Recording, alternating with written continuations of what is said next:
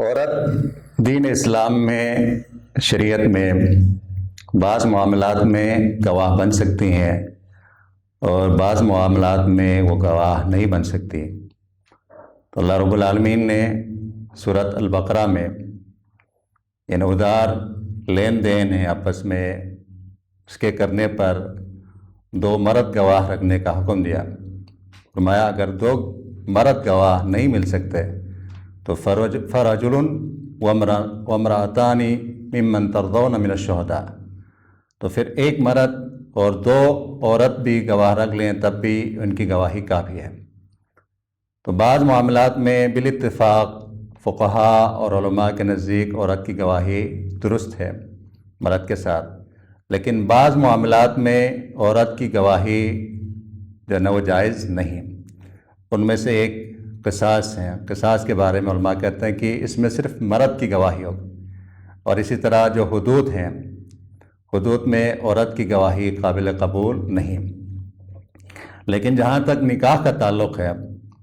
تو نکاح کے مسئلے میں علماء کے درمیان بہت سخت اختلاف ہے کہ آیا عورت کی جو گواہی ہیں وہ نکاح میں قابل قبول ہے یا نہیں۔ تو بہت سارے علماء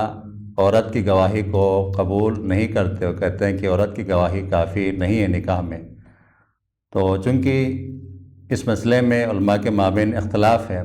تو لہٰذا احتیاط کا تقاضا یہ ہے کہ نکاح کی مجلس میں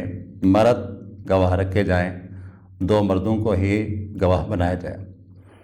اور سوال کا دوسرا جو حصہ ہے، دوسری جو شق ہے، کیا عورت کے لیے ولی بن سکتی ہیں؟ نہیں بن سکتی، کیونکہ جو ولی ہیں یہ مرد کی صفت ہے، ولایت مرد کی صفت ہے، عورت کی نہیں۔ سنن ابن ماجہ میں صحیح سند کے ساتھ یہ حدیث موجود ہے کہ اللہ کے رسول علیہ السلام نے فرمایا لا تزوج المرأة المرأة ولا المرأة نفسها، کہ کوئی عورت کسی اور عورت کی ولی نہیں بن سکتی، یعنی کوئی عورت کسی عورت کے لیے ولی نہیں بن سکتی اور نہ ہی وہ اپنا نکاح یعنی اپنی ذات کے لیے خود ولی بن سکتی ہے۔ تو ولی اسلام میں مرد ہوتا ہے، اور مردوں میں بھی وہ جو اس کے قریبی یعنی جو اسبا ہوتے ہیں، سب سے پہلے اس کا باپ، پھر دادا، پھر بیٹا، بھائی، چچا، تایا وغیرہ جو اسبا ہوتے ہیں وہ مرد ہی عورت کے ولی بن سکتے ہیں، ان کے علاوہ باقی نہیں بن سکتے۔ تو مردوں میں بھی کچھ خاص مرد ہوتے ہیں جو عورت کی ولی بن سکتے ہیں، لیکن عورت چونکہ وہ ناقص العقل ہوتی ہیں، وہ ظاہری چیزوں سے دھوکہ کھا سکتی ہیں، اس لیے ولی کی حکمتوں میں سے ایک حکمت علماء یہ بیان کرتے ہیں کہ عورت ظاہری جو چیزیں ہیں ان سے وہ دھوکہ کھا سکتی ہیں اور کسی بھی مرد کو وہ قبول کر سکتی ہیں،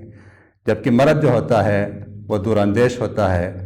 وہ اپنی جو قریبی عورت ہیں، چاہے وہ بیٹی ہیں یا بہن ہیں یا جو بھی ہیں، اس کے حوالے سے، اس کے مستقبل کے حوالے سے وہ سوچتا ہے، سوچ و بچار کے بعد ہی وہ فیصلہ کرتا ہے۔ تو لہٰذا عورت میں جو سوچنے کی صلاحیت ہوتی ہیں وہ بہت کم ہوتی ہیں، وہ ظاہری چیزوں سے بہت زیادہ یعنی متاثر ہوتی ہیں اور اس سے وہ دھوکہ کھا سکتی ہیں اور کسی بھی مرد کو قبول کر سکتی ہیں۔ تو لہٰذا عورت کسی عورت کے لیے جو ہے نا وہ ولی نہیں بن سکتی، نہ خود اپنا نکاح یا نہ خود ولی بن کر سکتی ہے اور نہ ہی کسی عورت کو ولی بنا سکتی ہیں، بلکہ جو ولی ہیں وہ ہمیشہ مرد ہیں۔